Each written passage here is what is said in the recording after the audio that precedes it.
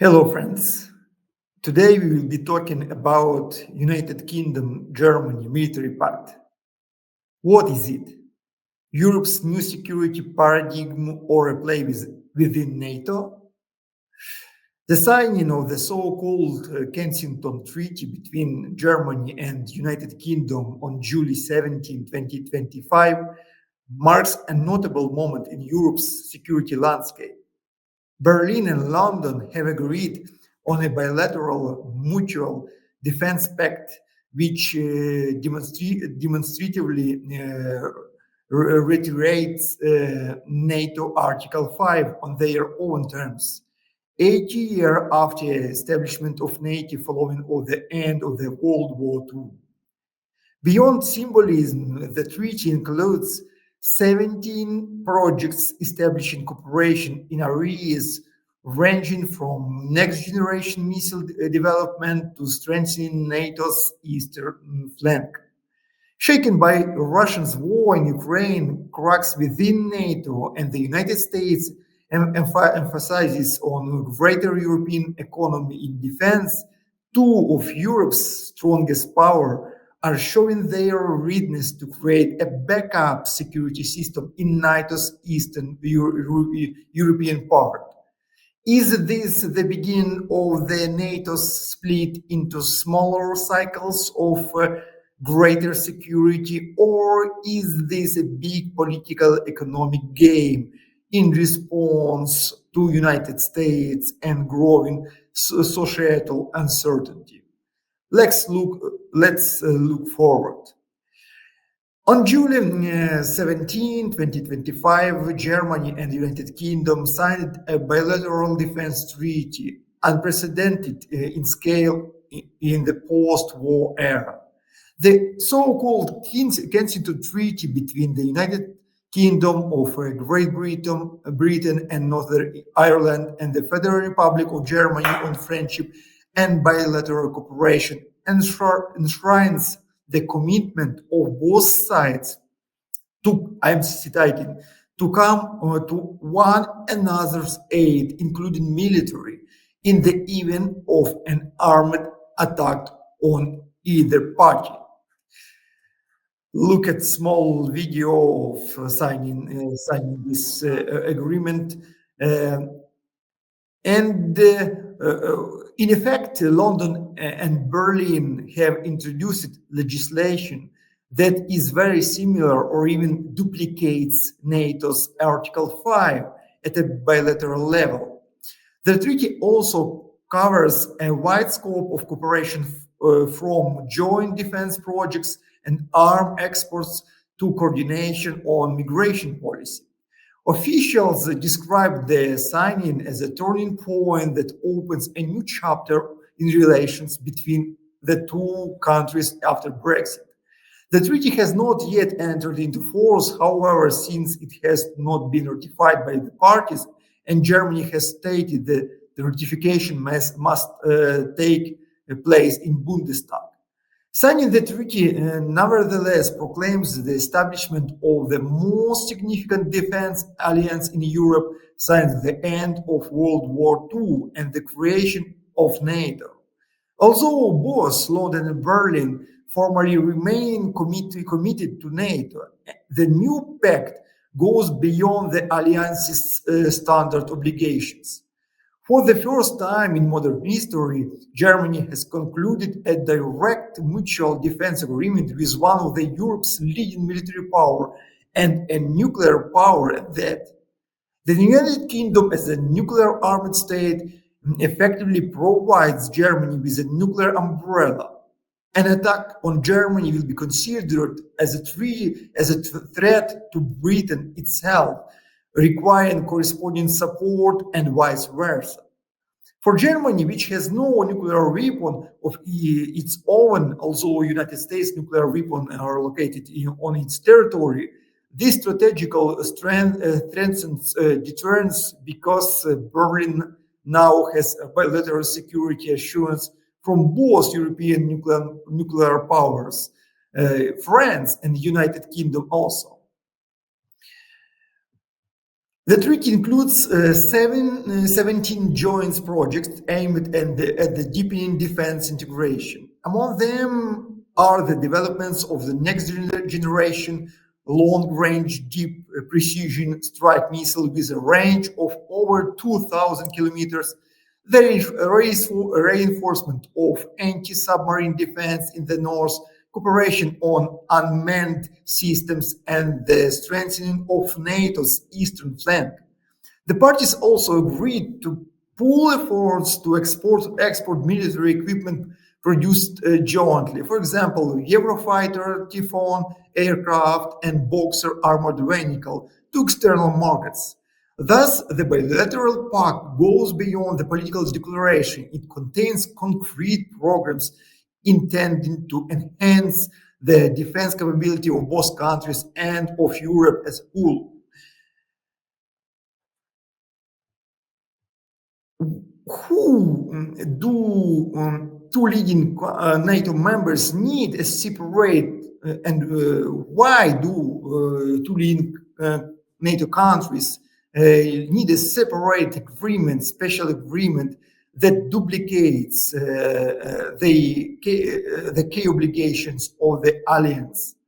The reasons are multidimensional and include a transformed security environment in Europe, weakening confidence in exciting mechanisms, and the perceiving need to send a political signals to the United States and the public opinion in their own countries. Russia's full-scale invasion of Ukraine in 2022 and the ongoing war in Europe has increased the sense of threat on the continent and demonstrated the limits of previous security constructions. Despite support for Kiev, NATO as an organization could not prevent a conflict in Europe's doorstep, and the situation could be repeated in the future. In Eastern Europe, in particular, there is an uncertainty that Moscow's appetite may extend to NATO states themselves, promoting a build-up of defense by all available means. Second reason is growing indecision within NATO has occasionally raised questions about the solidity of collective security guarantees. The alliance has encountered institutional challenges. Naturally, reaching consensus among 31 countries is complex and as illustrated by the different views on assistance to Ukraine. Furthermore, NATO formally provides no guarantees to states outside its membership, and the West's reluctance to intervene directly beyond NATO's borders, as in Georgia in 2008 and in Ukraine now, has underscored the vulnerability of Europe's security gray zone. These factors contribute to uncertainty about whether allies would respond with equal determination if a crisis were to threaten their security. It is also increases the feeling of anxiety and pessimism within European societies, which in turn drives internal instability and loss of confidence. The negatively affects assessments and plans for the future of European economies. Without guaranteed security, the willingness to invest in the Europe economy decreases. Third, in the context of Russian-Ukrainian war, a crisis of goal setting between European members of NATO and the main force of NATO, the United States, is increasingly evident, which leaves unresolved the question of NATO's actual ability to defend its members in the face of major threats, like Russia, for example.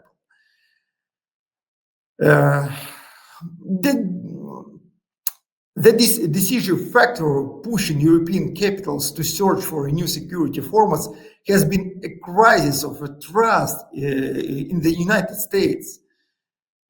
Donald Trump's return to power in Washington in 2025 seriously alarmed Europeans.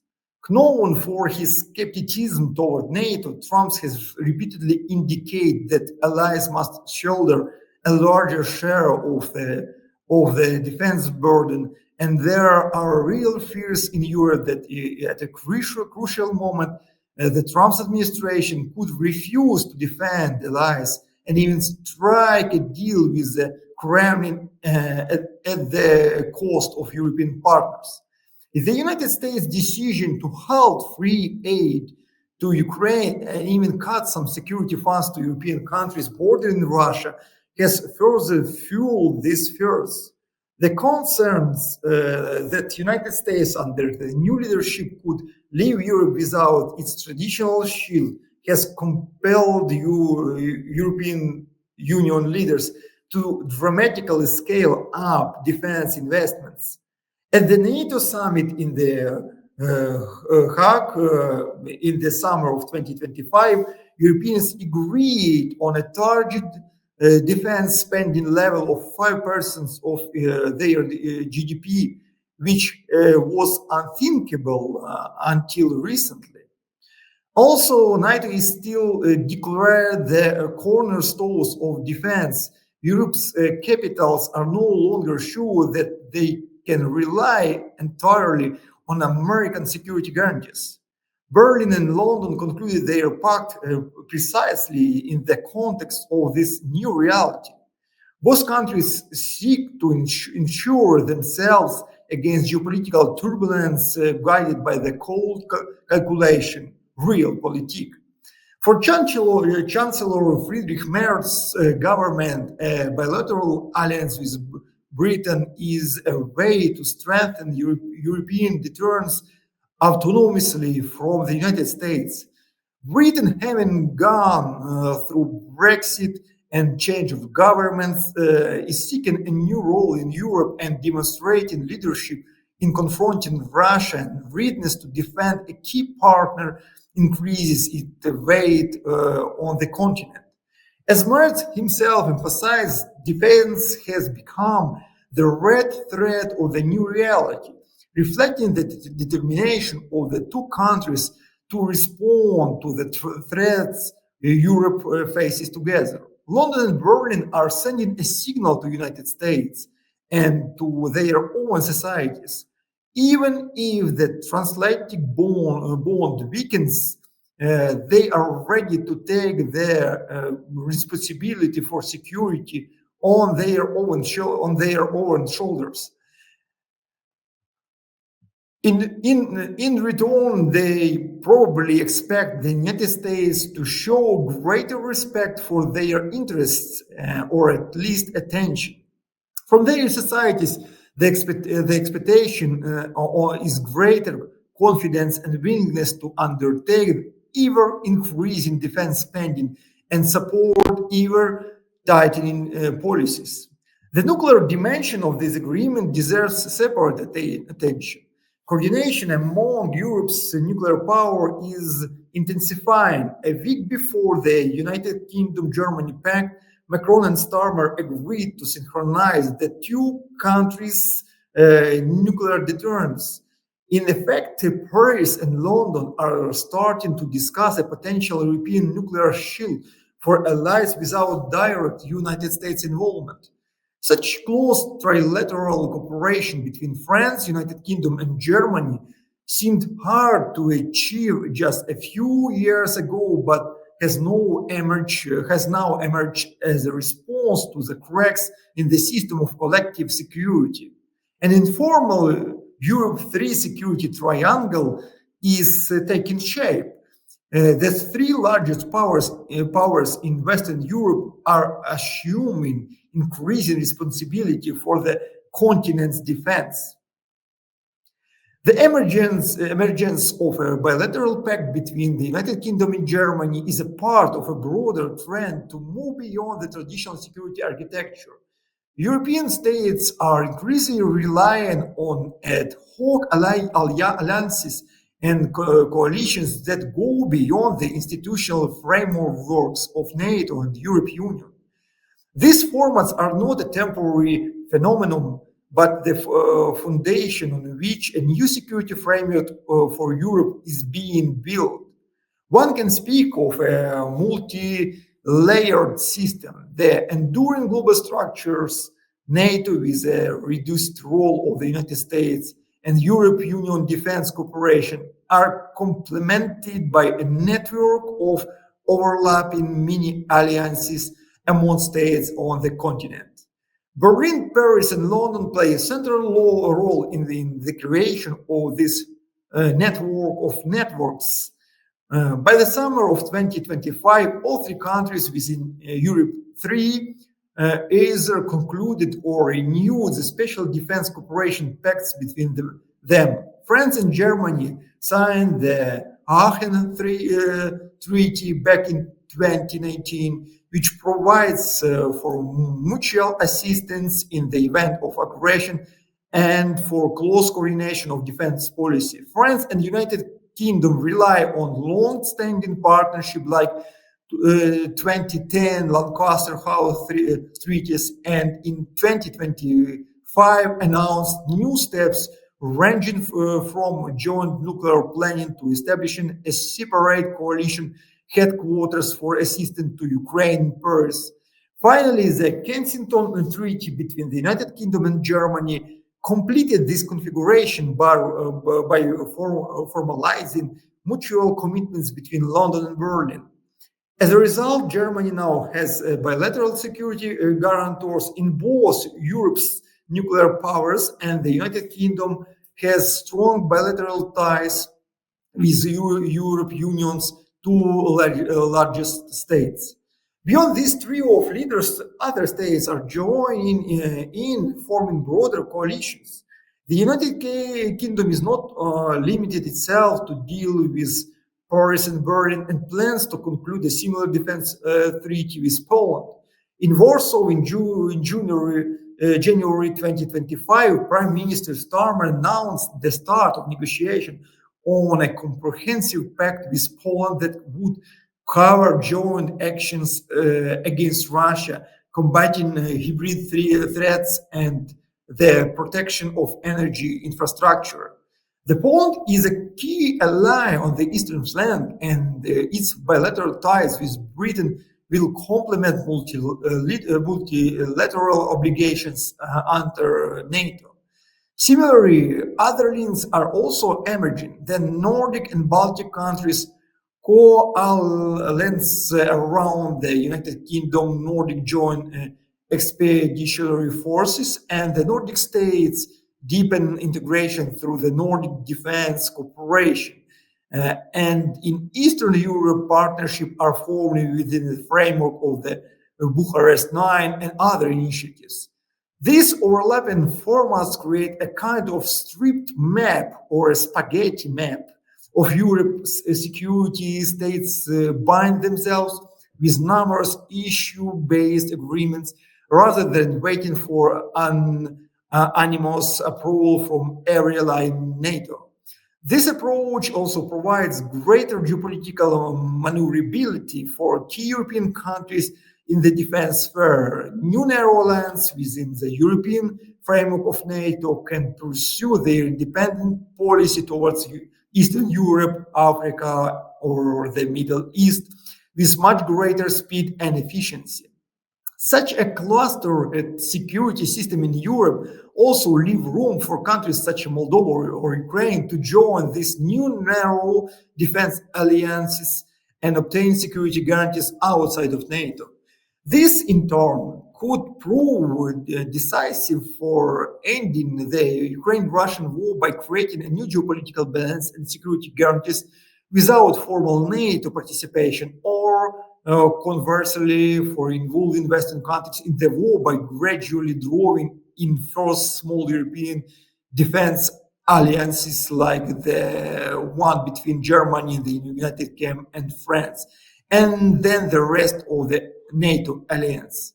Moreover, there are reasonable doubts about the effectiveness and the real capabilities of these small coalitions. This approach also entails certain risk of fragmentation. Now all European states are equally involved in the processes of decision making. Coalition of willing, by definition, exclude those whose position diverge from the core, which can heighten the sense of peripherality among some allies. For instance, southern European states or smaller European Union countries may fear that the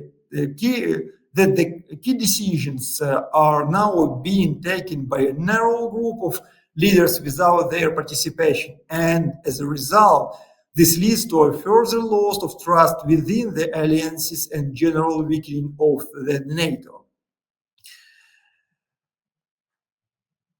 Then also this process has a price of exclusivity. The emergence of exclusive pacts like the London-Berlin alliance inevitability raises the question of NATO's role in the new environment.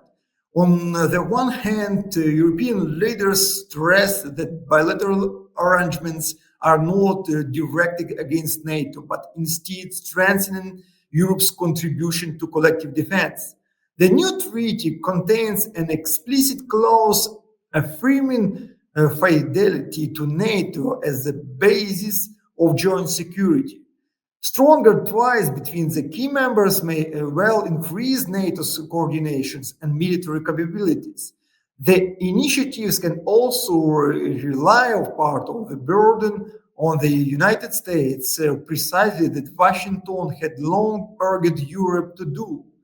In this sense, Europe is demonstrating its readiness to provide its own backstop.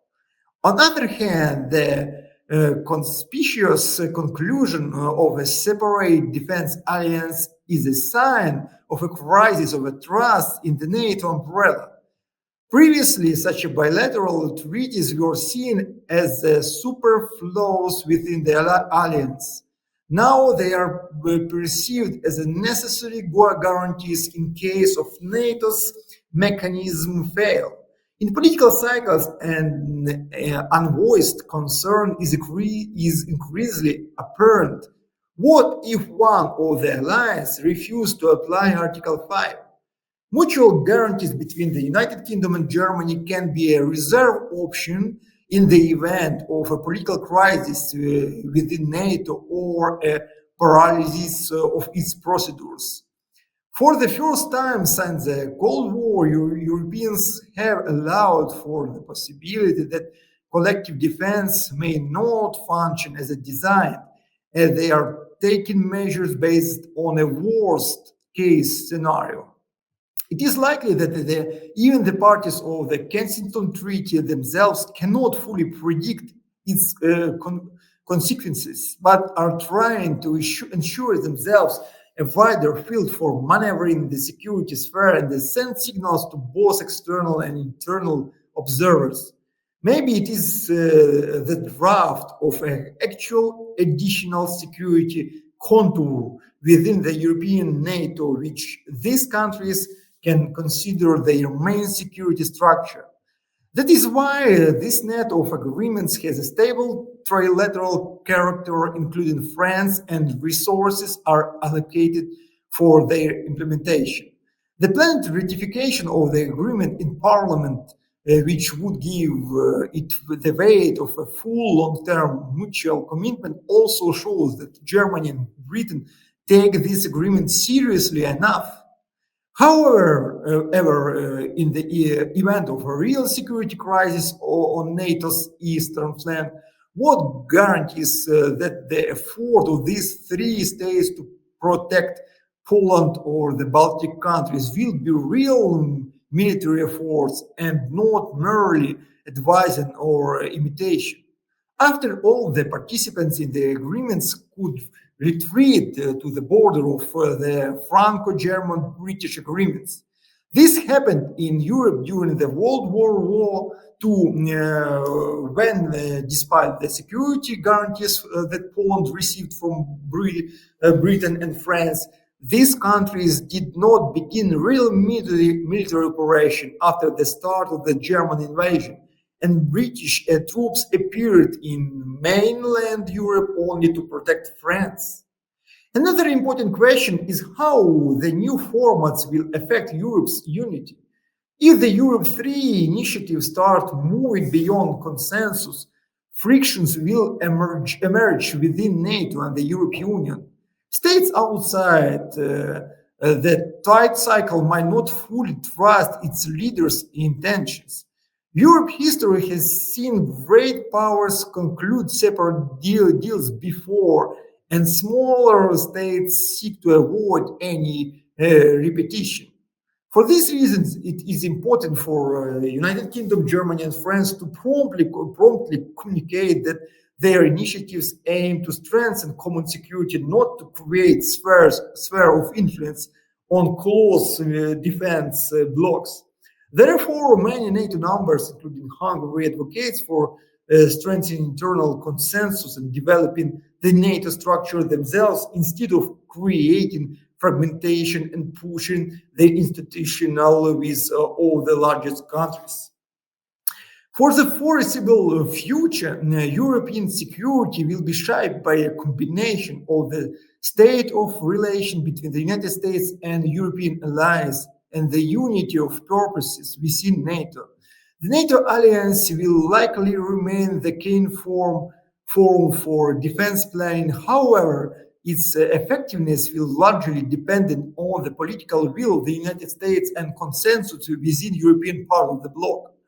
If the transatlantic rift deepens, cluster coalition of European states will come to the fore, whether they want it now or not, whether they plan it now or not. The pact between the United Kingdom and Germany is a precedent for allies preparing an emergency exit in the case of possible turbulence. Even they are trying to prove themselves up. By the strengthening bilateral commitments, they create a reserve security positions and try to increase pressure on the individual rebellious members of the alliance by signaling the lack of real protection. They also attract the attention of the United States by demonstrating that the United States does not participate in NATO's defense of the eastern flank, despite the fact that the most post-Soviet countries on the flank are oriented primarily towards America. They cannot avoid engagement too. The end of the history has given way to a great power rivalry and competing security blocs. In these conditions, the European security space continues to be a field of complex internal competition driven by self-interests that threaten internal unity, with the active role of United States. The bilateral alliances between London and Berlin is just one manifestation of these processes, marking an attempt by the key European states to ensure their security given the scarcity of resources and test the reactions of the others. Europe has acted in similar ways before. Every time the continent faces serious threats, be it wars or epidemics, the temptation to solve this problem within the narrow cycle of states increases. Ultimately, the viability of this paradigm depends on the ability of European allies to truly act together and take responsibility not only for war, but also for the peace in their own shoulders. Thank you, friends, for watching this vlog. If you like it, if you like the topics and the methods of discovering these topics in this blog, please subscribe for our channel. There will be a lot of interesting things here. Thank you and see you next time.